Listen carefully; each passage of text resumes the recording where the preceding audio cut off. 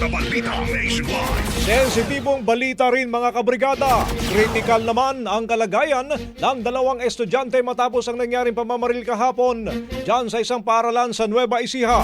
Sa panayam ng Brigada News FM Manila kay Nueva Ecija Police Provincial Office Director Police Colonel Heril Bruno, sinabi nitong patuloy na nagpapagaling ang mga biktima, isang 18 anyos na lalaki at isang 15 anyos na babae. Lumalabas din sa paunang investigasyon na ang naging motibo ng pamamaril ay pag-ibig dahil on and off daw ang relasyon ng dalawang estudyante. Kabanggit po ng mga nakausap, kakaalam sa kanilang personal na buhay.